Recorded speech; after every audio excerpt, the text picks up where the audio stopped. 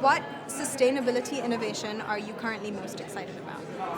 I think, of course, electric cars, that's what we work with, but I think the next level here is the vehicle to grid. Because then that's where actually you take the electric vehicle and make that part of the energy ecosystem. And then that will actually make that they can contribute quite heavily in the society. And that I think we need, and that is really exciting. Do you want to tell us a little bit more about what vehicle to grid is for people who might not know what it is? Yeah. Normally you buy a battery to your house if you like, then it's like 10 kilowatt hours. But at the same time you may have an electric vehicle, and then it's 80, 90 kilowatt hours. So it's such a different scale. And what you do is that you then shave off the peaks in the entire national ecosystem for the grid. And by doing that, you as a consumer not only contribute to shaving those peaks, but you could also actually earn money on it. So it's a revenue as well. So helping society while also getting some revenue as a kickback. Win-win. Indeed. And what do you think is the biggest challenge in building a more sustainable future? For now, it is really to get electric vehicles to replace the combustion engines and the diesel cars, and then to get the charging infrastructure. I mean, we all know this, but it's really so that we need to accelerate this to get it out, and that will make a change. And if you had $100 billion, what would you spend it on in order to kind of accelerate progress, and why? That is so interesting. I think, what will you do? At first I thought, let's spread it out to all the individuals and do it like that. But actually, no, it's to accelerate the climate shift here, the transformation that we need to do. So probably put it up as a venture capital fund, support all the green technology that we need to get there. Because we need the funds to go into the right direction and not support the fossil industry.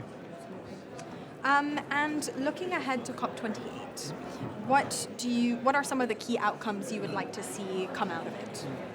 I would really say that stop debating what kind of target we should aim for and go for the actions. That's really what I would like to see. So I think that is what really I would like to look for. A decade of action, they're calling it. Indeed. Great. So now I want to ask you, you've already started touching on things relating to electric vehicles, and I want to ask you a little bit more about the industry. I recently read a report by the Systems Change Lab called The Breakthrough Effect, and they actually identified passenger electric vehicles as one of the kind of positive tipping points for climate action. So in your view, does the electric car pave the future for transport? And where are we now? What more do you think needs to be done to get to where we need to go? It's a good point. The good point is that the entire industry now, automotive industry, is heading towards electrification. And that is very clear. But it's not enough. And we have done this pathway report to complement this study. And that shows that electric vehicles is one thing, but the next thing is to actually charge those electric vehicles with grid energy. And the third item is to actually decarbonize the supply chain, going in all the raw material and the energy transition happening, going into the electric cars. Those are the three things that needs to happen, and we can do that, and we need to do it now. And kind of talking about maybe one element of the supply chain, how do you think we can address some of the environmental concerns associated with the mining of raw materials really needed for electric vehicles, essentially? Here the good part is that the OEMs, the automotive manufacturers, we are the buyers, and then you have a power. And then we need to exercise that power to buy from the right source, to secure that you have the right demands and values by doing so, and also to be very transparent, to be able to showcase the entire raw material all the way up to the vehicle. And for us, we are using blockchain to do that for a number of materials. And I think that goes for all the industry. And we can make that change. Yeah. And another thing I wanted to ask you about, because I think people, when they talk about electric vehicles, tend to focus on the individual. So how do you think progress on electric vehicles can actually complement efforts to enhance the efficiency, accessibility, and sustainability of public transport? First of all, I think that everyone that can go by public should do that. So it's only when you cannot do that for many reasons, coverage or whatever, then you can go by car. But for me, it's more, to put the car into the ecosystem, so make that part of the planning. So for example, then go into the outer periphery of the city and then changing towards public transport. That kind of solutions. And I know that you recently published a report titled the Pathway Report, and it talks a little bit about sort of the challenges and what's needed to get to where we are. Do you want to tell me a little bit about what you found, some of the findings around collaborations and the steps needed to take, the steps needed in order to kind of meet the target when we need to meet it? Yeah. That's good. I mean, what we have seen here is that we can, if we focus on the solutions and not on the competitiveness, we can really achieve things. And the purchasing power of the entire automotive industry is quite big.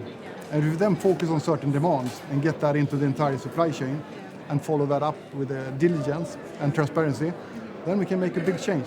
So we're much after this collaboration between the different OEMs and say, these are the demands we can push right now and make that happen. Only then we can make a change, because Polestar is still a very small brand. We cannot make that alone. I mean, I have two questions that I want to go from there, but I guess the first one is maybe on what you think the kind of policy developments are in order to kind of help facilitate that. So maybe you can sort of speak to what you'd like to see from a policy perspective. I think we are traditionally not bargaining too much on the policies as such, because we need to be business-wise standing on our own. But I think many countries could look at Norway as an example. They made this shift. They know what it takes. They know they tested a number of different pros for the end consumer and make that shift. So I think that is a good example to look at. We're always for best practices, so they're good to hear. And I guess maybe building off your point on collaboration and working as an industry, how closely do EV companies actually work together when kind of trying to push for this pathway towards an electrified future, based on your practical experience? I think it is still early on. So this pathway report we're doing together with Rivian and AT Kearney. So I think that is a good example. Then we are collaborating on the sustainability efforts. Then you can also mention the Tesla. I think they did a really nice thing when they opened up the charging infrastructure, because that was a key benefit for Tesla owners. But by opening that up, you can get access to that and then accelerate the shift to EVs. Yeah. And one final question, just kind of circling back to that policy point, which I know that you said you don't necessarily want to touch on. But in light of the recent Inflation Reduction Act, how do you see that affecting your ambitions and your prospects for a greener economy? I think first of all, it's very good that America is really putting money behind the transition. So I think that is good. And of course, it's a little bit of a trade barrier as well. So that will guide certain investment, that's for sure. But overall, any investments going into green energy and green transition is good. So no debates regarding that. We're all for progress, not perfection. Indeed. Great. Well, thank you so much for your time. This was really interesting, and I hope you enjoy the rest of your day here at Sustainability Week. Thank you, Martina. Great to be here.